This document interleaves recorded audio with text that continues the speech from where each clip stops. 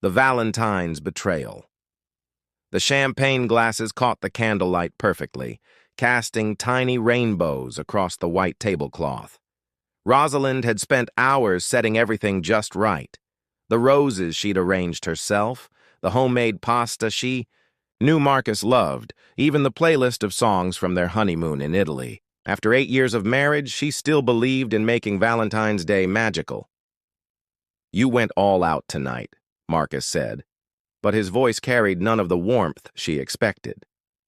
He stood in the doorway of their dining room, still wearing his work suit, his tie loosened in a way that seemed careless rather than relaxed. "Of course I did." Rosalind smiled, smoothing down the red dress she'd bought specifically for tonight. "It's our day. I even got that wine you've been wanting to try." Marcus didn't move toward the table. Instead, he pulled an envelope from his jacket pocket, the kind of thick cream paper they used for important documents. The sight of it made something cold settle in Rosalind's stomach. "We need to talk," he said, and those 4 words shattered the evening before it had truly begun. "Can't it wait? Dinner's getting cold, and I thought we could—" "Rosalind, please, just sit down." She remained standing, her hands gripping the back of her chair. The candles flickered between them, suddenly feeling more like a barrier than an invitation. "What's in the envelope, Marcus?" He set it on the table, pushing it toward her with fingers that trembled slightly. "I've been seeing someone else." The words hit her like a physical blow. The carefully arranged evening, the roses, the music, the hope she'd wrapped around this night, all of it crumbled in an instant. "Seeing someone?" Her voice came out as barely a whisper. "For 6 months now. I'm sorry, Roz. I never meant for it to happen this way." 6 months. Half a year of lies, of coming home to her kisses while carrying another woman's secrets. Rosalind felt the room spin slightly, her grip on the chair the only thing keeping her upright. "Who?" she asked, though. Part of her already knew. The way Victoria had been distant lately, the canceled lunch dates, the awkward silences when she called. Victoria, her best friend, the woman who had been her maid of honor, who knew every detail of their marriage, who had held Rosalind when she cried about wanting children and Marcus saying they should wait. Victoria, who had sat at this very table countless times, sharing wine and laughter and secrets. "The papers are in there," Marcus continued, nodding toward the envelope. "I've already signed them. I'll be staying at Victoria's place tonight. Tonight. Valentine's night." He was leaving her for another woman on the day that was supposed to celebrate their love. Rosalind finally sank into her chair, her legs no longer able to support her. The beautiful dinner she'd prepared sat between them, growing, cold and meaningless. The candles that had seemed so romantic now felt like they were mocking her. 8 years, she whispered, staring at the envelope that contained the end of everything she thought she knew about her life. "I know. I'm sorry. About the timing, but I couldn't keep pretending anymore. You deserve better than that. Better than pretending, but not better than being abandoned on Valentine's Day by her husband and best friend." The cruel irony wasn't lost on her. Marcus moved toward the hallway, already becoming a stranger in their home. "I'll come by this weekend to get my things." And then he was gone, leaving Rosalind alone with the ruins of her perfect evening. The champagne sat unopened, the pasta grew cold, and the roses, her beautiful roses, seemed to mock her with their vibrant red petals. She picked up the envelope with shaking hands, but couldn't bring herself to open it. Not yet. Instead, she blew out the candles one by one, watching the smoke curl up toward the ceiling like her dreams dissolving into nothing. Outside, other couples were probably sharing romantic dinners, exchanging gifts, making promises about forever. Inside, Rosalind sat in the growing darkness, holding the legal end of her marriage and wondering how love could turn so cruel. Shattered dreams. The morning after Valentine's Day felt like waking up in someone else's life. Rosalind stared at the ceiling of her bedroom, their bedroom, where Marcus's pillow still held the faint indent of his head. The divorce papers lay scattered across the kitchen table where she'd finally opened them at 3 in the morning, each legal phrase another nail in the coffin of her marriage. Her phone had been buzzing since dawn. Word traveled fast in their small social circle. "Honey, I just heard," came her sister Claire's voice when she finally answered. "Are you okay? Do you need me to come over?" "I'm fine," Rosalind lied, her voice hoarse from crying.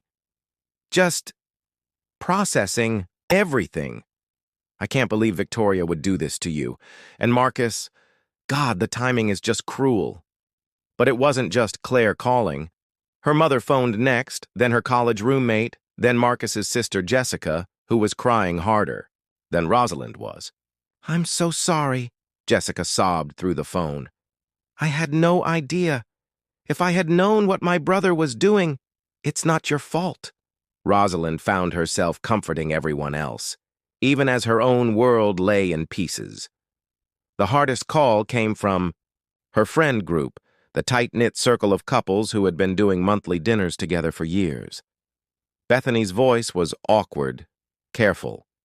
"We heard about everything. Listen, Roz, about Saturday's dinner party." Rosalind closed her eyes. She'd forgotten about Bethany's anniversary celebration. "Let me guess.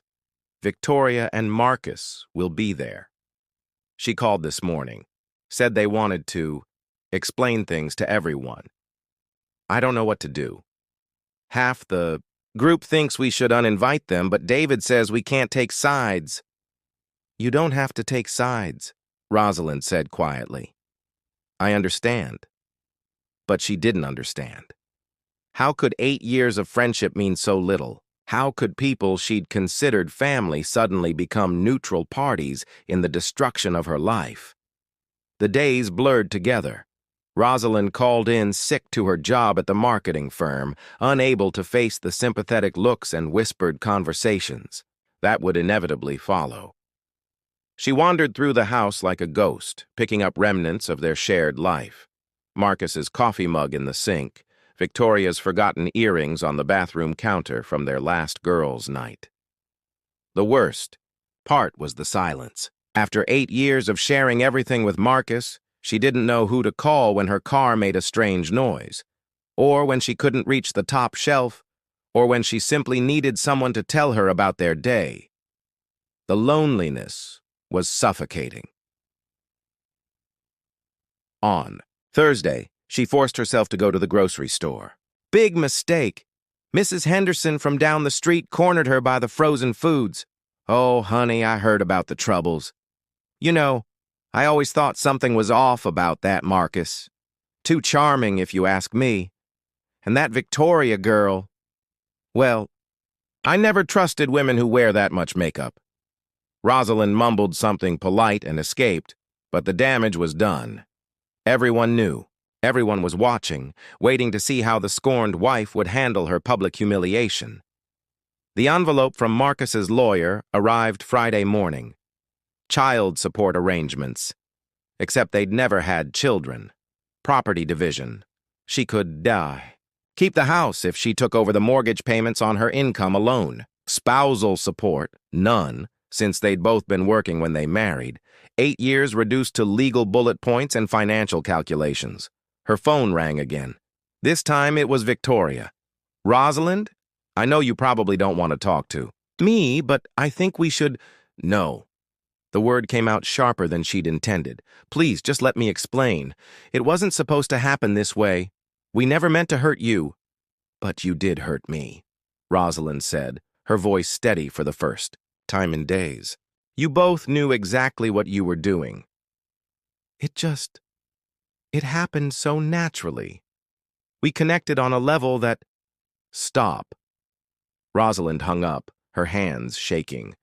She didn't want to hear about their connection, their natural chemistry, their love, story built on the ashes of her marriage.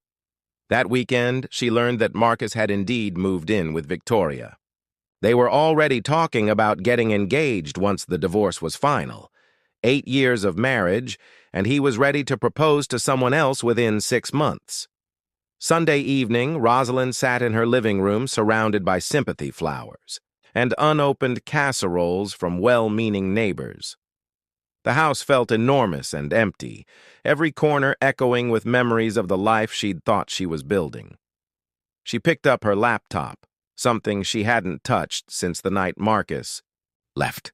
Her screensaver was a photo from their last anniversary, the two of them laughing at some joke she couldn't even remember now. She stared at her younger self, so happy and trusting, and felt a stab of anger. Not at Marcus, not even at Victoria, but at herself, for being so naive, for believing that love was enough, for putting her own dreams on hold while she played the perfect wife. She opened a new browser tab and, almost without thinking, typed in "divorce support groups near me." Then she closed it and typed something else, "photography classes for beginners," because buried beneath the hurt and humiliation was a tiny spark of something she hadn't felt in years. Not hope exactly, but possibility. Before Marcus, before their marriage, before she'd convinced herself that being someone's wife was enough, she'd wanted to be a photographer. Maybe it was time to remember who she'd been before she became half of someone else. The Awakening, the community college photography class, met in a cramped room that smelled like developer chemicals and old carpet. Rosalind almost turned around 3 times before finally pushing through the door on that first Tuesday evening, 2 weeks after Marcus had moved out completely. "Welcome to Introduction to Digital Photography," announced Professor Elena Vasquez, a woman in her 60s with silver-streaked hair and paint-stained fingers. "Fair warning, this isn't about taking pretty pictures for social media. This is about learning to see." Rosalind slid into a seat in the back row, clutching the basic camera she'd bought that afternoon. Around her, the other students were a mix of retirees, college kids, and a few people who, like her, seemed to be searching for something they couldn't quite name. "Let's start with introductions. Tell me your name and why you're here." When it was her turn, Rosalind's throat went dry.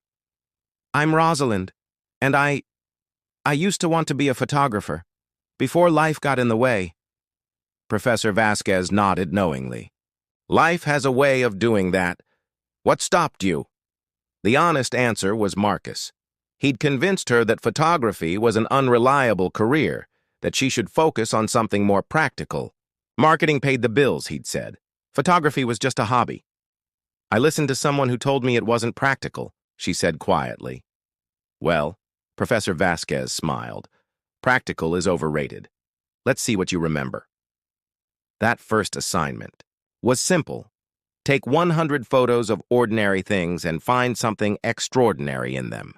Rosalind spent the weekend wandering her neighborhood with new eyes, seeing patterns in fence shadows, emotion in weathered doorways, stories in abandoned coffee cups. For the first time in 2 weeks, she forgot about Marcus and Victoria entirely. "These are remarkable," Professor Vasquez said the following Tuesday, clicking through Rosalind's photos on the classroom projector. "You have an instinct for finding human emotion in inanimate objects. Look at this shot of the empty swing. It tells a whole story about childhood, about time passing, about longing." Rosalind felt something unfamiliar bloom in her chest. Pride. Not the reflected pride of being Marcus's accomplished wife, but pride in something she had created herself. Her classmates began to take notice. James, a retired firefighter, asked her for tips on composition. Melissa, barely 20 and studying art, wanted to know how she captured such raw emotion. "I don't know," Rosalind admitted. "I just feel it, I guess."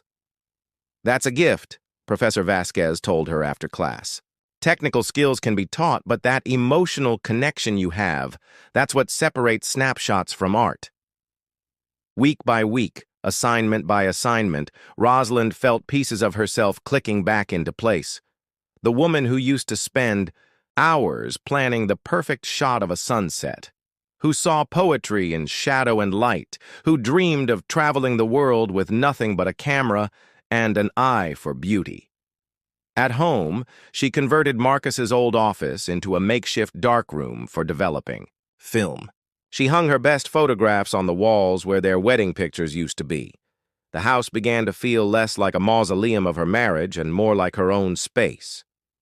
The breakthrough came during week 6. The assignment was portraiture, capturing the essence of a person in a single frame. Rosalind was struggling to find a subject when she noticed Mrs. Patterson, the elderly woman who ran the flower shop downtown. Mrs. Patterson had been widowed for 15 years, yet every morning she opened her shop with the same gentle smile, arranging bouquets with hands that had learned to create beauty from loss. When Rosalind asked to photograph her, something magical happened. "You understand grief?" Mrs. Patterson said softly as Rosalind adjusted her camera settings. "I can see it in your eyes. That's why you want to capture other people's stories, because you know what it's like to have your story broken." The resulting photograph was stunning. Mrs. Patterson's weathered hands cradling a white rose, her eyes holding both sorrow and hope. The image spoke of resilience, of finding purpose after loss, of the quiet strength that comes from surviving what you thought would destroy you. "This is exhibition quality," Professor Vasquez said, her voice filled with genuine excitement. "Rosalind, have you considered that photography might not be your hobby anymore? This kind of work, this emotional depth, people will pay for this." The idea seemed impossible. She was still Mrs. Hartley, the marketing coordinator whose husband left her for her best friend. How could she possibly be Rosalind the photographer? But that night, she created a simple website. Nothing fancy, just a few of her best photographs, and a contact form. On impulse, she titled it "Stories in Light Photography" by Rosalind Hartley. Her first inquiry came 3 days later. A young couple wanted engagement photos, something authentic and emotional rather than the typical posed shots. They'd seen her work at a local coffee shop where Professor Vasquez had encouraged her to display a few pieces. "We want photos that show how we really feel about each other," the bride-to-be explained. "Not just how we look." As Rosalind spent an afternoon photographing David and Emma in the park where they'd had their first date, she realized something profound was happening. She wasn't just taking pictures, she was documenting love stories, real ones built on genuine connection rather than convenient timing. When she showed them the final images, Emma started crying. "That's exactly how he makes me feel," she whispered, pointing to a shot where David was looking at her while she laughed at something off camera. "You captured something I didn't even know was visible." They paid her more than she'd expected and immediately referred her to 2 other couples. Word began to spread through her small city's wedding community. There was a new photographer who understood love stories, who could see the real emotion behind the pretty facades. 3 months after Marcus had handed her divorce papers on Valentine's Day, Rosalind realized she was building something entirely her own. Not a rebound, not a distraction, but a genuine new life constructed from her own talents and vision. For the first time since that terrible night, she felt like herself again. Not Marcus's wife, not Victoria's victim, but Rosalind, photographer, artist, storyteller of other people's happiest moments, and slowly, carefully, she began to believe that maybe her own happy moments weren't over after all. Building her empire. 6 months after her first paid photo session, Rosalind's calendar was booked solid through the following spring. What had started as a tentative step toward healing had transformed into something she'd never expected, a thriving business built on her unique ability to capture authentic emotional moments. Her specialty had evolved naturally. While other wedding photographers focused on posed perfection, Rosalind sought out the unguarded moments. The bride's father wiping away tears during the ceremony, the groom's nervous laugh as he waited at the altar, the flower girl's delighted giggle when she saw the couple kiss. Her portfolio told stories that people could feel, not just see. "You have a gift for making love look real," said Catherine Mills, the city's most sought-after wedding planner, as she flipped through Rosalind's latest wedding album. "Half the photographers in this town make every couple look like they're posing for a magazine. You make them look like they're actually in love." The compliment meant more than Catherine could know. After watching her own marriage crumble, Rosalind had wondered if she'd become too cynical to photograph others' happiness. Instead, she'd discovered the opposite was true. Having experienced love's betrayal made her treasure its authenticity even more. Her business, Stories in Light, had moved from her spare bedroom to a small studio downtown. The walls were lined with her favorite captures: Elena and Thomas sharing a private joke during their first dance, Michael's grandmother blessing their union with tears streaming down her face, Sarah surprising her bride with a song she'd written just for their ceremony. Each photograph was a testament to the kind of love Rosalind had once believed in and was learning to believe in again. "I have a challenging client for you," Catherine said, setting down the album. "The Hendersons are celebrating their 50th wedding anniversary next month. They want to recreate their original wedding photos, but—" She paused. "Margaret has early-stage dementia. Some days she doesn't remember Robert, but when she does—" "Their love is so pure it's heartbreaking."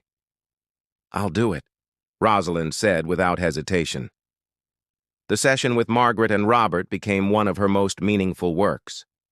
During their 2-hour shoot, Margaret drifted in and out of recognition, but Rosalind captured the moments when clarity returned.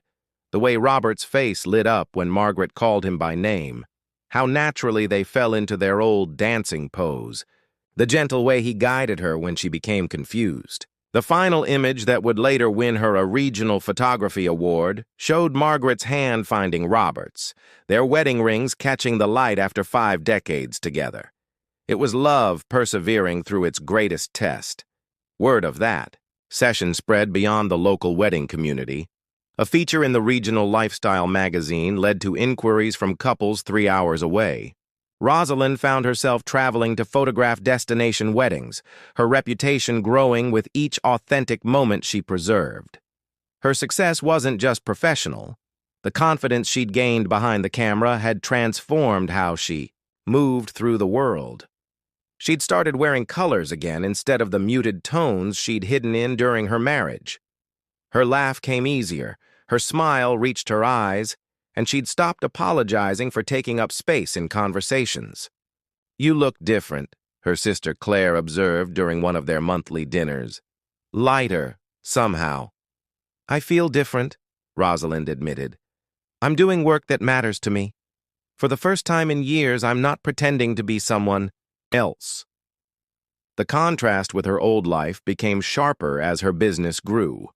At the marketing firm, she'd spent her days creating campaigns to sell products she didn't believe in, using skills that felt disconnected from her true self. Now, she was preserving moments that couples would treasure for decades, creating art from authentic emotion. Her social media following had grown organically as couples shared their favorite shots. Comments poured in from people who'd never met her but were moved by the stories her photographs told. Other photographers began reaching out for advice, and she started teaching weekend workshops on emotional wedding photography. The financial success surprised her most of all. By the end of her first year, she was earning more than she had at her corporate job. By year 2, she was able to pay off the mortgage Marcus had left her with and renovate the house exactly as she'd always wanted it. She painted the walls warm colors, filled the rooms with plants and natural light, and created a gallery wall of her favorite non-wedding work, the portraits of elderly couples, single mothers, survivors of various life challenges. Each face told a story of resilience, of finding beauty after struggle. Professor Vasquez visited the studio one afternoon, her eyes bright with pride as she toured the space. "Do you remember what you said that first night in class? That life got in the way of your photography?"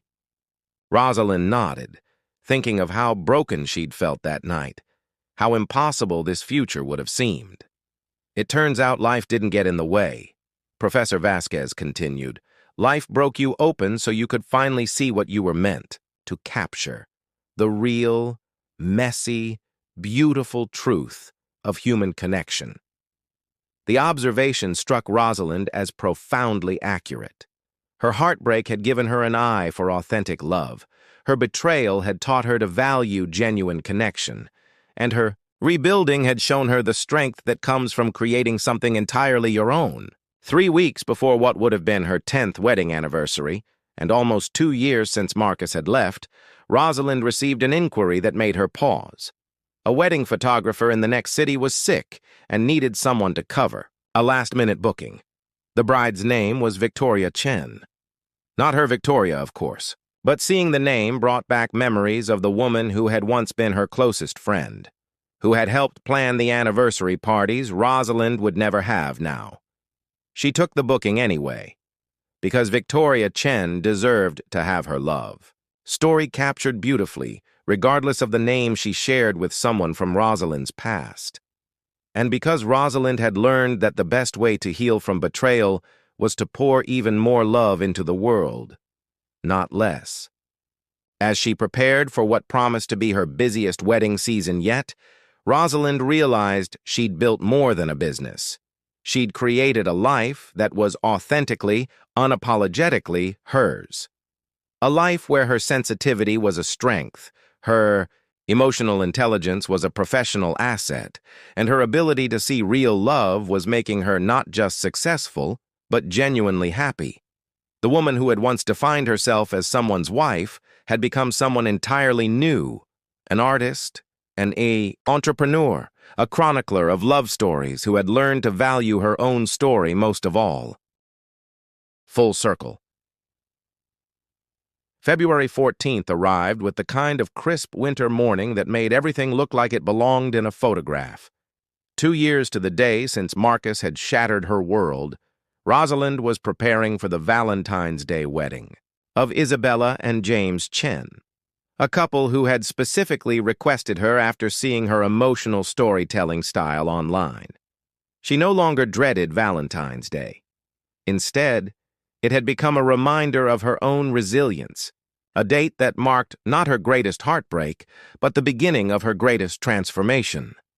The venue was a historic mansion surrounded by snow-dusted gardens, the kind of romantic setting that would have once made her ache with memories of her own failed marriage. Now, she saw it simply as a beautiful backdrop for someone else's love story. As she set up her equipment in the bridal suite, Rosalind caught her reflection in the antique mirror. The woman looking back at her bore little resemblance to the broken person who had sat in darkness 2 years ago. Her eyes held confidence, her posture spoke of purpose, and her smile was genuine, not the practiced expression she'd worn for so many years as Marcus's wife. "You must be Rosalind," came a warm voice from the doorway. "I'm Nathaniel, Isabella's brother. I've been dying to meet the photographer whose work made my sister cry happy tears." She turned to see a man about her age with kind eyes and an easy smile, holding 2 cups of coffee. He was dressed casually despite the formal event, jeans and a sweater that suggested he was more comfortable behind the scenes than in front of cameras. "Guilty as charged," she said, accepting the coffee gratefully, "though I prefer to think of it as capturing what was already there." "Is that your secret? Just seeing what others miss?" There was genuine curiosity in his question, not the polite, small talk she was used to at weddings. Most people asked about her camera equipment or how long she'd been in business. This man seemed interested in her artistic process. "I think heartbreak taught me to recognize authentic emotion," she said honestly. "When you've experienced fake love, real love becomes unmistakable." Nathaniel studied her face with an intensity that should have made her uncomfortable, but somehow didn't. "That's beautifully put, and painful to earn, I imagine. The most valuable lessons usually are." They were interrupted by Isabella calling for photos, but throughout the day, Rosalind found herself aware of Nathaniel's presence. He wasn't intrusive, quite the opposite. He seemed to understand instinctively when she needed space to work, and when his help directing family members would be useful. During the ceremony, as she captured Isabella's tears of joy and James's overwhelmed expression when he saw his bride, Rosalind noticed Nathaniel watching her work with fascination. Not the bride and groom, but her. The way she moved to catch the perfect angle, how she anticipated emotional moments before they happened. At the reception, while she photographed the first dance, he appeared beside her with a glass of water. "You haven't stopped moving for 6 hours," he said quietly. "Thought you might need hydration." "Thank you." She was touched by his thoughtfulness. Most people don't notice when vendors need things. "You're not just a vendor," he said matter-of-factly. "You're an artist documenting my sister's most important day. That seems worth paying attention to." As the evening wound down and Rosalind packed her equipment, Nathaniel approached her one final time. "I know this might be forward, but would you be interested in coffee sometime? Not as a client, as someone who'd like to know more about the person behind those incredible photographs." 2 years ago, she would have panicked at the thought of dating again. 6 months ago, she might have declined out of habit. But now, looking at this man who had spent the day showing her quiet kindness and genuine interest in her work, she felt only curiosity. "I'd like that," she heard herself say. Their first coffee date turned into a 3-hour conversation about art, travel, and the stories people tell themselves about their lives. Nathaniel was a documentary filmmaker, drawn to the same authentic human moments that fascinated Rosalind. He'd been divorced for 4 years and had spent the time since then focusing on his work and learning who he was outside of a relationship. "I used to think being alone was failure," he admitted as they walked through the downtown arts district after dinner on their 3rd date. "Now I realize it was preparation." "For what?" "For meeting someone who was also whole on their own. Someone who chose to be with me, not someone who needed to be with anyone." The distinction resonated deeply with Rosalind. She had needed Marcus, had defined herself through their relationship, had lost herself in the role of wife. With Nathaniel, she felt no such desperation. She enjoyed his company, appreciated his mind, was attracted to his kindness, but she was complete with or without him. Their relationship developed slowly, built on genuine compatibility rather than urgent longing. He attended her photography exhibitions. She screened his documentary about local artisans. He cooked elaborate meals in her bright kitchen. She taught him to see light the way a photographer does. 6 months after that Valentine's Day wedding, they were inseparable but independent. 2 complete people who enhanced each other's lives without losing themselves in the process. The moment Rosalind knew she was truly healed came on a warm Sunday morning as she and Nathaniel worked in her garden. Her phone buzzed with a text from an unknown number. "Rosalind, this is Victoria. I saw your work featured in Wedding Bells magazine. I wanted to say congratulations and that I'm sorry for how things ended between us. You look happy," she showed Nathaniel the message, watching for his reaction. "Are you going to respond?" he asked. "I don't think so," she said, deleting the message. "That version of my life is finished. I'm not angry anymore, but I'm not interested in going backward either." He kissed her temple gently. "That sounds like wisdom." A year later, on another Valentine's Day, the 3rd anniversary of her heartbreak and rebirth, Nathaniel surprised her not with a proposal, but with something even more meaningful. A gallery show featuring their collaborative work. Her photographs paired with excerpts from his documentary interviews, creating a multimedia exhibition about love, loss, and resilience. The opening night was packed with couples whose weddings she'd photographed, students from her workshops, and fellow artists who had become her community. Professor Vasquez stood before the centerpiece image, that award-winning photograph of Margaret and Robert's hands, with tears in her eyes. "You've become everything I hoped you would," she told Rosalind. "Not just a photographer, but a true artist who understands that the most beautiful images come from the most authentic emotions." As the evening wound down, Rosalind stood in her gallery surrounded by the evidence of her transformation. Images of love in all its forms, young and old, traditional and unconventional, celebrated and quiet. Each photograph told a story of connection, and together, they told the larger story of her own journey from brokenness to wholeness. Nathaniel found her in that moment of reflection, slipping his hand into hers with the natural ease of someone who belonged there. "Regrets?" he asked softly. She considered the question seriously, looking around at the life she'd built from the ashes of the one that had been taken from her. The career that fulfilled her, the home that reflected her true self, the man who loved her, strength rather than her compliance, the community that valued her authentic voice. "None," she said, and meant it completely.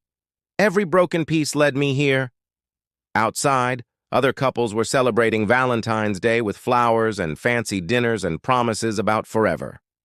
Inside, Rosalind stood surrounded by the beautiful life she'd created for herself, holding hands with a man who had fallen in love not with her need, but with her wholeness, finally understanding that the greatest love story she'd ever tell was her own.